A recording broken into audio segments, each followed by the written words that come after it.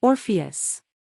I speak of a man of sweet honeyed melody, whose love-sick heart had no remedy, but to travel to where none before, save sad souls who live no more, have been and seen and are come back.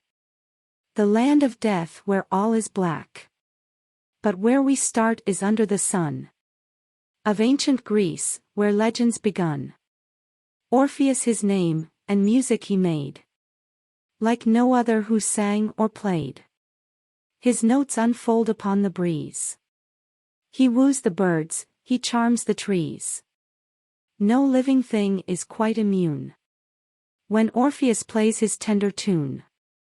His skill commands the strings of the lyre. Under his orders, it sings like a choir of love for a woman, Eurydice. Though his tongue was tied in speech, he, as a man who hardly knew her, walked by her side and tried to woo her. Without reply, her pretty head she turned away, and no word said. She, 16, a sweet shepherdess.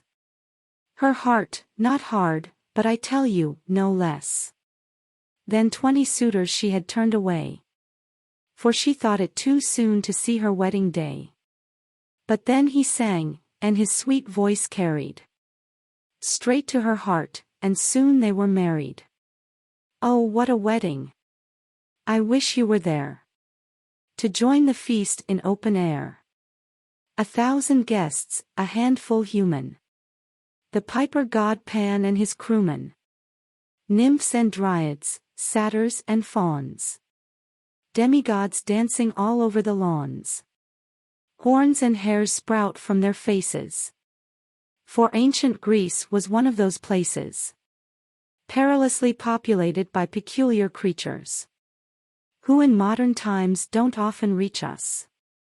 Gods mingled with mankind, and often offspring they left behind. Back then, no one thought it queer to see a girl with a head like a deer, or when out wandering some woodland track, to find a boy with a goatee back. Eurydice smiled and danced and charmed. All who saw her were quite disarmed. Is she mortal, or a goddess divine? Oh, too mortal, Eurydice mine. The sweet cicadas in the grass sang their legs off, but none could surpass the melodic magic of the man who outdid all nature as he sang.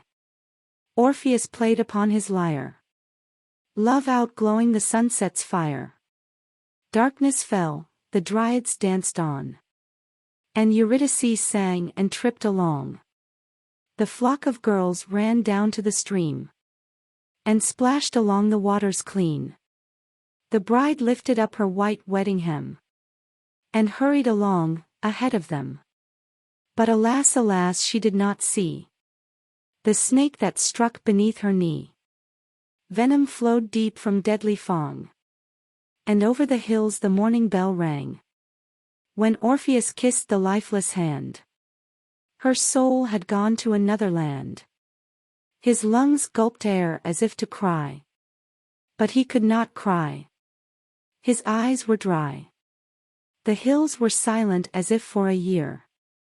And then he sang, a song so sincere, so sad, so simple, so straight from the gut, that all who heard it felt nothing but the sweet sadness of this turning world, where beauty must wrinkle and grow old, that, or in the warmth of youth, turn cold.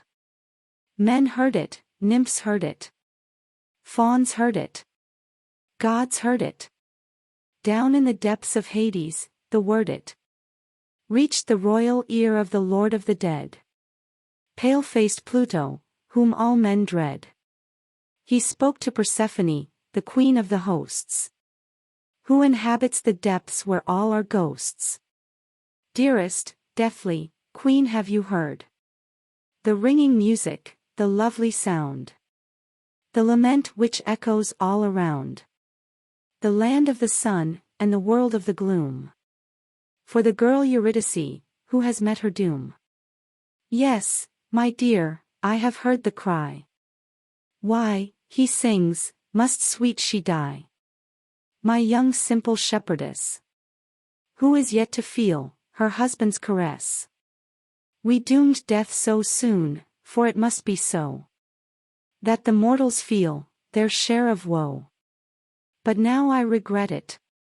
I feel it's not fair that a voice of such beauty be filled with care.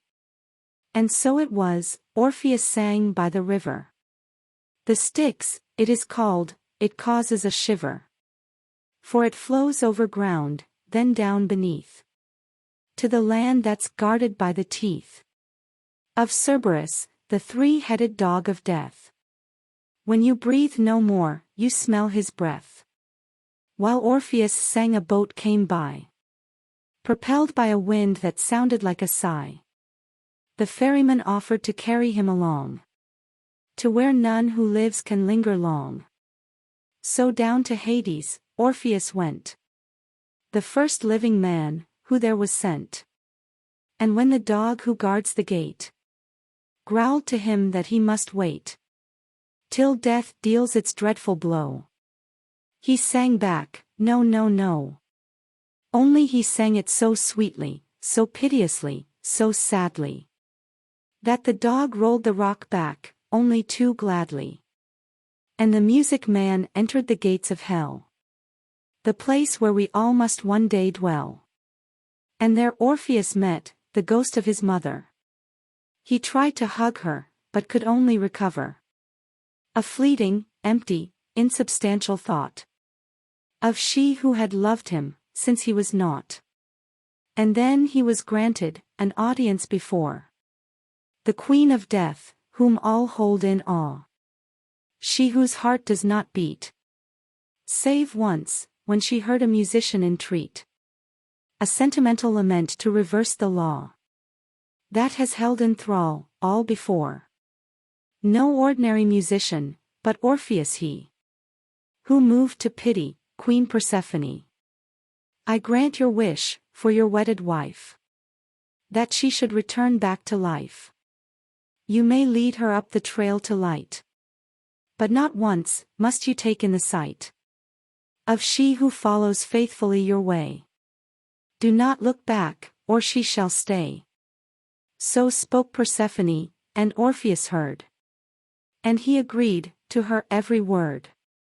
He set off to the world of life, playing a love song for his longed-for wife. She followed happily, 20 paces behind. But Orpheus fell victim to his artistic mind, to be ruled by reason he was never meant. Impulse and passion made up his temperament.